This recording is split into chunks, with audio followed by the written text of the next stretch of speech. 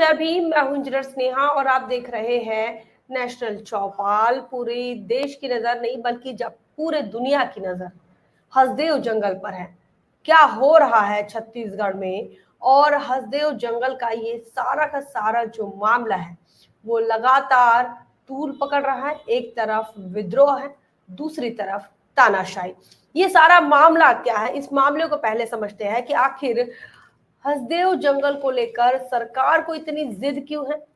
विपक्ष हो या सत्ता पक्ष हो, यहाँ कभी कांग्रेस हो या कभी भाजपा हो, छत्तीसगढ़ के अंदर जब सत्ता में होती है तो विपक्ष में अगर कांग्रेस है तो कांग्रेस भाजपा पर आरोप करती है। जब विपक्ष में भाजपा चली गई थी तब वह कांग्रेस पर आरोप कर रही थी। यह आरोप प्रत्यारोप का मामला भी चल रहा है, लेकिन सबसे ज्यादा नुकसान देश का हो रहा है। देश के उन मूल निवासियों का जो उस अरण्य के आसपास रहते हैं, वहां के मूल निवासी हैं। और इतना ही नहीं, उन्हें विशेष अधिकार भी प्राप्त है। तो क्या कुछ ये मामला है, सबसे पहले देखते हैं कि आखिर ये हसदेव जंगल ये क्या चीज है। हसदेव जंगल यह ऐसा अरण्य है जो कि सबसे बड़ा अरण्य है और ये हजारों वर्ग स्क्वायर मीटर में फैला हुआ है। अगर बात करें एग्जैक्ट तो 1876 वर्ग किलोमीटर में यह फैला हुआ क्षेत्र है। छत्तीसगढ़ के 3 जिलों को यह कवर करता है, सरगुजा है, कोरबा और साथ में सूरजपुर। तो इस प्रकार से 3 जिलों को ये कवर करता है। और इस हसदेव अरण्य में लगभग 5,500 मिलियन टन कोयला है। और इस कोयले के लिए ही सारी की सारी ये कहानी है और सारा का सारा ये जो नाटक है, ये 5,500 मिलियन टन कोयले के लिए ये सारा का सारा जो मामला है यह खड़ा हुआ है, जिसमें सरकार की मिलीभगत है, कांग्रेस सरकार की मिलीभगत है, भाजपा सरकार की मिलीभगत है। और उसके बाद सबसे ज्यादा वहां शोषण किसी का हो रहा है, उत्पीड़न किसी का हो रहा है, तो वह आदिवासियों का हो रहा है। बता दें कि हसदेव अरण्य में जमीन के नीचे कोयले हैं और इन कोयला को निकालने के लिए गौतम अडानी को इसका कॉन्ट्रैक्ट दिया गया। और अभी इस कोयले के जो ब्लॉक्स है उसका मालिक अगर कोई है तो यह अडानी है। बता दें कि जब चुनाव हो रहे थे छत्तीसगढ़ के अंदर, तो भारतीय जनता पार्टी ने भूपेश बघेल के खिलाफ जो घोषणा पत्र बनाया था, उस घोषणा पत्र में ये कहा था कि ये जो कोयले के लिए जो खनन काम किया जा रहा है यह आदिवासियों के साथ धोखा है और छत्तीसगढ़ निवासियों के साथ धोखा है। ये भाजपा की बात है। वहीं कांग्रेस की अगर बात करें तो कांग्रेस ने भी इस कटाई को या फिर हसदेव जंगल में जिस प्रकार से पूंजीपतियों का हस्तक्षेप आया, तो उन्होंने भाजपा पर टिप्पणी की। और राहुल गांधी ने बकायदा 2015 में राहुल गांधी ने तो यहाँ तक कह दिया कि वह आदिवासियों के साथ इस संघर्ष में है हसदेव को बचाने के लिए।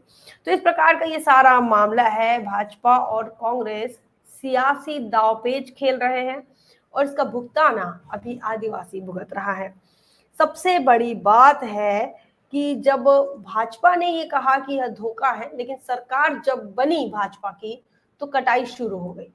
यही मामला कांग्रेस के समय में भी रहा था। वहीं आपको ये बताया कि 2010 में जब कटाई की शुरुआत हुई, तो कटाई की शुरुआत जब हुई थी तो ये उस दौर में हुई जब केंद्र के अंदर कांग्रेस की सरकार थी, यूपीए की सरकार थी और मनमोहन सिंह देश के प्रधानमंत्री थे।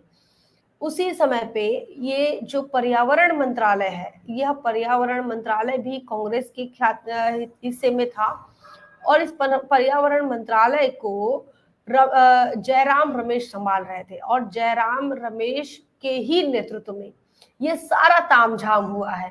गौतम अडानी को ये जो कॉन्ट्रैक्ट दिया गया उसमें सबसे बड़ा हाथ यूपीए सरकार का है, केंद्र सरकार का है, जिसमें पर्यावरण मंत्रालय जयराम रमेश के हाथ में था। इसी बीच जयराम रमेश का जो मंत्रालय रहा पर्यावरण मंत्रालय, इस मंत्रालय के एक वन सलाहकार समिति थी। इस वन सलाहकार समिति ने एक सिफारिश की थी, एक रिपोर्ट पेश की थी मंत्रालय के सामने, और ये कहा था कि यह जो क्षेत्र है यह नो गो क्षेत्र है। तो इस नो गो क्षेत्र में कटाई नहीं की जा सकती और इस अरण्य को किसी भी पूंजीपति को नहीं दिया जा सकता। तो ये हस्तक्षेप नहीं किया जा सकता। ये मोटा मोटी तौर पर वन सलाहकार समिति का ये कहना था। लेकिन जयराम रमेश ने उनकी बात नहीं सुनी और उन्होंने आपको ये बता दें कि अब जयराम रमेश जो है 2009 से 2011 तक यह इस मंत्रालय को देख रहे थे और आज भी वह कांग्रेस में है, कांग्रेस के मेंबर ऑफ पार्लियामेंट है, कई खातों के वह मंत्री रह चुके हैं। तो उन्होंने ये जो परसा ईस्ट केते ब्लॉक को सबसे पहले मंजूरी जयराम रमेश ने दी थी और इस जो कटाई के लिए हसदेव जंगल की कटाई के लिए हरी झंडी दिखाने वाले अगर कोई है तो यह जयराम रमेश है। ये कांग्रेस का किया धरा है। अब इसके बाद आपको बता दें कि जो लोग हैं वो लगातार कोई भाजपा को दोषी दे रहे हैं, कोई कांग्रेस को दे रहे हैं। जब कांग्रेस की सरकार रही तो भाजपा विपक्ष में थी, विपक्ष सरकार पर उंगली उठा रही थी। जब कांग्रेस की सरकार आई, जब कांग्रेस की सरकार गई और भाजपा सरकार में आई, कांग्रेस विपक्ष में आई, तो इन्होंने इस बीजेपी सरकार के खिलाफ मोर्चा खोल दिया। आज भी कांग्रेस जो है वो मोर्चा खोलने वाली स्थिति में है। कांग्रेस को आके खोलना चाहिए और पता करना चाहिए कि सारा का सारा मामला, सारा का सारा जो रायता फैला है और वहां आदिवासियों के साथ अमानवीय जो व्यवहार हो रहा है उसके पीछे अगर कोई है तो वो उसके पीछे कांग्रेस ही है। इस तमाम चीजों के लिए भूपेश बघेल भी जिम्मेदार हैं और कांग्रेस की यूपीए सरकार भी जिम्मेदार है। आपको ये बता दें कि राज्य सरकार के बिना भी कटाई नहीं की जा सकती और केंद्र सरकार के बिना भी ये कटाई नहीं हो सकती। केंद्र सरकार अगर कटाई करना चाहती है तो जब तक फाइनली राज्य सरकार उसे मना ना करे, जब तक उसे आदेश ना दे या फिर जब तक या तो उसे अनुमति ना दे, तब तक केंद्र सरकार भी काम नहीं कर सकती, क्योंकि यह जो क्षेत्र है यह संविधान के विशेष अधिकार में आता है। हसदेव जंगल 5वीं अनुसूची के तहत आता है और इस 5वीं अनुसूची का यह कहना है कि वहां के जो लोग रहने वाले हैं उनको एक प्रशासनिक विशेष अधिकार है जो ये डिसाइड करते हैं, जो ये निर्णय लेते हैं कि फैसला करते हैं कि इस क्षेत्र में दूसरों का, गैर आदिवासियों का जो हस्तक्षेप है वो होगा या नहीं होगा। वो अगर मनाई करते हैं तो इसमें ग्राम सभा, जो वहां के स्थानिक ग्राम सभा होती है, वो निर्णय करती है, वो फैसला करती है कि बाहरी कोई इसमें हस्तक्षेप करेगा या नहीं करेगा। तो ये विशेष अधिकार प्राप्त होने के बाद भी इस विशेष अधिकार का बड़ी मात्रा में इसका उल्लंघन हुआ। आपको बता दें कि ग्राम सभा की सहमति के बिना इस 5वीं अनुसूची में कोई भी बाहरी व्यक्ति जो कि गैर आदिवासी है, चाहे वो सरकार ही क्यों ना हो और चाहे फिर वह कोई कॉन्ट्रैक्टर गौतम अडानी ही क्यों ना हो, वहां उस क्षेत्र में हस्तक्षेप नहीं कर सकता, वहां आ नहीं सकता। लेकिन क्या ऐसा मामला हुआ कि ये सारा का सारा इसमें विशेष अधिकार, संवैधानिक अधिकार, सारी चीजों का उल्लंघन हुआ। बता दें कि 2011 में इन कोयले की खदानों को केंद्र सरकार ने राज्य सरकार के हवाले कर दिया, बेच दिया और राजस्थान सरकार के हवाले कर दिया और राजस्थान सरकार ने इनको गौतम अडानी को बेच दिया। तो वसुंधरा राजे इसमें वसुंधरा राजे का इन्वॉल्यूशन है। भाजपा की सरकार उस समय वहां छत्तीसगढ़ में थी, उनका इन्वॉल्यूशन है और यूपीए की सरकार का इन्वॉल्यूशन है जो कि केंद्र में थी। तो आपको ये बता दें कि अभी वहां छत्तीसगढ़ में जो माइन डेवलपर ऑपरेशन के जो ठेकेदार है वो कौन है, वह गौतम अडानी है और गौतम अडानी को ही अब ये सारे ब्लॉक का मालिकाना हक दिया गया है। 2014 में ये मामला सुप्रीम कोर्ट जाता है और सुप्रीम कोर्ट जाने के बाद सुप्रीम कोर्ट के माध्यम से ये कहा जाता है कि यह जो खनन हो रहा है, जो कटाई हो रही है, यह मनमानी ढंग से हो रही है और ये गैर कानूनी है। और ये कहकर इन्होंने इस आवंटन पर रोक लगा दी थी। और उस समय कांग्रेस के समय में ये आवंटन जारी किए थे, चूंकि जयराम रमेश के कहने पर इन ब्लॉक्स में खनन चालू हुआ था और कटाई चालू हुई थी। तो सुप्रीम कोर्ट ने 2014 में इस पर रोक लगाई थी। इस हिसाब से अगर देखा जाए तो सुप्रीम कोर्ट की अगर माने तो सुप्रीम कोर्ट के इस आदेश के अनुसार कटाई पर रोक लगनी चाहिए थी। गौतम अडानी के का जो अधिकार है वो समाप्त कर देना चाहिए था, इसका ये परिणाम होना चाहिए था। लेकिन अडानी ने यहाँ पर जो खनन काम जो है, कोयला खनन काम, इसको बंद नहीं करवाया। उसके बाद क्या होता है, 2014 में मोदी सरकार बनती है, भाजपा की सरकार बनती है। भाजपा की सरकार बनते ही ऐसे ऐसे कानून बनाए जाते हैं कि उन कानूनों के माध्यम से एक ऐसा पीछे का रास्ता बनाया जाता है जो कि व्यापारियों को, पूंजीपतियों को इसका लाभ मिले।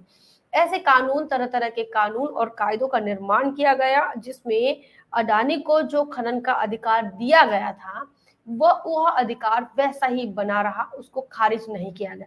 हालांकि 2014 के सुप्रीम कोर्ट के फैसले के अनुसार जो कांग्रेस को फटकार लगाई गई थी, उसके अनुसार गौतम अडानी का ये खनन अधिकार खारिज कर दिया जाना चाहिए था। लेकिन जो कांग्रेस ने किया वही भाजपा ने भी किया, और भाजपा ने ऐसे कानून बनाए कि जहां पर ये डिसाइड हुआ, जहां से गौतम अडानी बच गए और उन्हें यह अधिकार उनका बना रहा कि वो उस अरण्य में खनन काम कर सकते हैं। वहीं आपको ये बताएं कि जब प्रशासनिक विशेष अधिकार जिस क्षेत्र में प्राप्त हो, उस क्षेत्र में क्या विशेष अधिकार है, तो उसमें ग्राम सभा जो है वो डिसाइड करती है कि किसे इजाजत होगी और किसे इजाजत नहीं होगी। तो 20 ग्राम सभाओं ने ऐसी बैठकें की और उन्होंने ये कहा कि यहाँ गौतम अडानी को खनन करने की इजाजत नहीं है।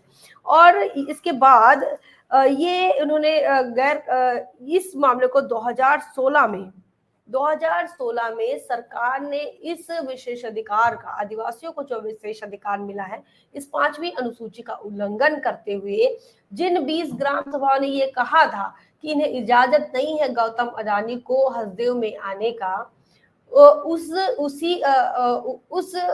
जो फैसले को या फिर उस उनकी अनुमति नहीं मिली थी, उस बैठक को गैर कानूनी कृत्य बताया। और उनका जो 20 ग्राम सभाओं ने ये कहा था कि अडानी इस क्षेत्र में नहीं आना चाहिए, उस पर रोक लगा दी। और सरकार ने उन तमाम लोगों को नजरबंद कर दिया जिन लोगों ने अडानी को इजाजत नहीं देने की बात की थी, जिन्होंने 5वीं अनुसूची के अधिकार का इस्तेमाल किया था। तो यहाँ 5वीं अनुसूची का उल्लंघन जो है वो भाजपा की सरकार करती है, केंद्र सरकार करती है। और उसके बाद जो विशेष अधिकार मिला था उन लोगों को, वन अधिकार मिला था, उस विशेष अधिकार को लगभग समाप्त ही कर देती है। बता दें कि 2015 में जब ये फैसला आया 2016 में, उसके पहले कई बार ग्राम सभाओं ने अलग अलग बैठकें करके, जो है डेमोन्स्ट्रेशन करके और मोर्चों के माध्यम से, धरना प्रदर्शनों के माध्यम से कई बार ये कहा कि ये इजाजत नहीं देंगे। और लेकिन बावजूद इसके 2018 में जब कांग्रेस की सरकार बनती है छत्तीसगढ़ के अंदर, तो भूपेश बघेल की सरकार को इस बात का पता था कि 2018 में जिस प्रकार 2016 में सरकार ने उल्लंघन किया इनके विशेष अधिकार का, केंद्र की सरकार ने किया, प्रदेश की सरकार ने किया, तो ऐसे में भूपेश बघेल ये जानते थे कि ग्राम सभाओं का क्या कहना है, वहां के जो स्थानिक लोगों का क्या कहना, और वो अपने विशेष अधिकार का इस्तेमाल कर रहे हैं। लेकिन भूपेश बघेल ने इन बातों पर ध्यान नहीं दिया। और जो ग्राम सभा ये कह रही थी कि अडानी को यहाँ आने की अनुमति नहीं है, उसके खिलाफ में या फिर उनकी बात को ध्यान में रखकर, चूंकि उनका काम विपक्ष में रहने का था और इसी के नाम पर, हसदेव के नाम पर ही भूपेश बघेल सरकार बना पाए थे। राहुल गांधी ने भी अपने आश्वासन में इस संघर्ष को मजबूत करने का जो है वादा किया था, लेकिन भूपेश बघेल ने ऐसा कुछ नहीं किया। वहीं आपको बता दें कि मोदी सरकार के माध्यम से फर्जी ग्राम सभाओं का निर्माण किया गया और उनके माध्यम से फर्जी सहमति पत्रों का निर्माण किया। और जब ग्राम सभाओं का ये कहना था कि हमने इजाजत नहीं दी, लेकिन सहमति पत्रों को दूसरी तरफ फर्जी सहमति पत्र के हवाला देकर उन जगहों पर अडानी को एंट्री दिलवाई गई। इस बात के लिए एक जांच कमेटी बैठाना चाहिए था, ये भूपेश बघेल का काम था, लेकिन भूपेश बघेल ने कोई जांच कमेटी नहीं बनाई और ना ही कोई कार्रवाई की, और उसका परिणाम ये हुआ कि अडानी को वापस से उन क्षेत्रों में पेड़ों की कटाई करने का और खनन करने का जो काम है वो उनको अधिकार मिल जाता है।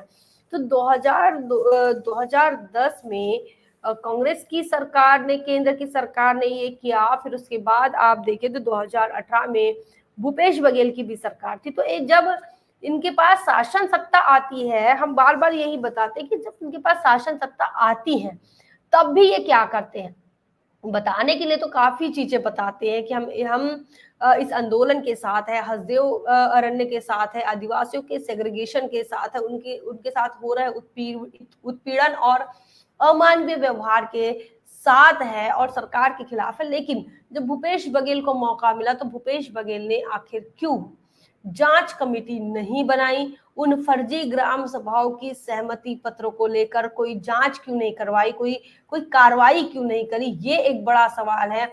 दूसरा बड़ा सवाल है कि पर्यावरण मंत्रालय के वन सलाहकार समिति ने जो सिफारिश की थी उसको ताक पर रखकर जयराम रमेश ने सबसे पहले उत्खनन का काम क्यों शुरू किया, क्यों पेड़ों की कटाई का काम शुरू किया, ये बड़ा सवाल है। आज भाजपा पर सभी आरोप लग रहे हैं, लेकिन जब भाजपा विपक्ष में थी तो वो कांग्रेस को गरिया रही थी, और जब कांग्रेस विपक्ष में रही तो वह भाजपा को गरिया रही हैं। और आज भी कांग्रेस, आप देखिए राहुल गांधी, प्रियंका गांधी और तमाम लोग आज भाजपा को लेकर सवालिया निशान खड़े कर रहे हैं। लेकिन उन आदिवासियों से पूछिए जो लगातार 2010 से संघर्ष कर रहे हैं, आज 2024 है, लगभग 14 सालों का यह समय हुआ और इस 14 सालों में कई आदिवासियों की जान गई और उनके संवैधानिक अधिकारों का हनन भी हुआ। तो ये सबसे बड़ा मामला ये है कि सरकार जो है वह कैसे अडानी अंबानी जैसे पूंजीपतियों को फायदा दिलाने के लिए सरकारी मशीनरीज का दुरुपयोग करती हैं। 2010 में जयराम रमेश ने यही किया और 2014 में नरेंद्र मोदी प्रधानमंत्री बनते तो वो भी ऐसे ही सुप्रीम कोर्ट के साथ मिली भगत करके नए नए कानूनों का निर्माण करके गौतम अडानी को बचाते हैं और उनके खनन काम को बचाते हैं और उनको बचाए रखते ही नहीं बल्कि यह कॉन्ट्रैक्ट पूरा होते तक गौतम अडानी के साथ बने हुए रहते हैं। इतना ही नहीं, राजस्थान की वसुंधरा राजे भी इस उत्खनन के अधिकार को अडानी को बेचने के लिए जो है वो नए नए हथकंडे अपनाती है। तो ये पूरा ओवरऑल जो मामला है, कांग्रेस भाजपा ऐसा क्यों करती है? क्या ये उनकी मातृभूमि नहीं है? क्या वो इस देश के हितैषी नहीं है? क्यों किसी पूंजीपति के लिए और किसी एक अकेले पूंजीपति के लिए, उसे फायदा पहुंचाने के लिए क्यों इतने सारे लोगों की बलि दी जा रही है? ये बड़े सवाल है कि आखिर इनके हाथों में शासन सत्ता है तो वो यह इस देश के नागरिकों को, इस देश के लोगों को क्यों इंसान नहीं समझ रहे हैं? जो विशेष अधिकार इस देश का संविधान इन्हें देता है, खासकर आदिवासियों को, ट्राइबल्स को, उस विशेष अधिकार को समाप्त करने का काम क्यों कांग्रेस भाजपा ने शुरू किया? क्यों इस देश के आदिवासी, जो कि इस देश का मूल निवासी है, वो आज दर दर की ठोकरें खा रहा है, पुलिसों के लाठियां डंडे खाने के लिए मजबूर है उनके जो उनकी महिलाएं और उनके बच्चों के साथ लगातार बर्बरता हो रही है।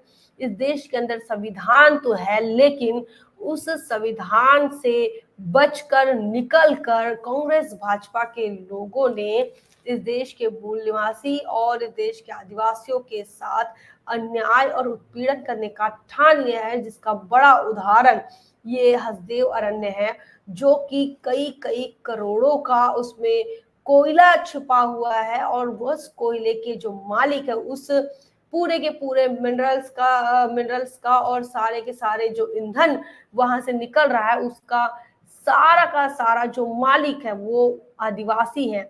लेकिन इस देश की सरकारें, चाहे केंद्र की सरकार में कांग्रेस हो या भाजपा हो, या छत्तीसगढ़ की सरकार में भाजपा हो या कांग्रेस हो, ये चाहते नहीं है कि यह आदिवासियों का हिस्सा आदिवासियों को मिले, बल्कि यह हिस्सा गौतम अडानी को मिले, और चूंकि जो एक पूंजीपति है उसे मिले और उसका कुछ हिस्सा इनकी पार्टियों को मिलता रहे।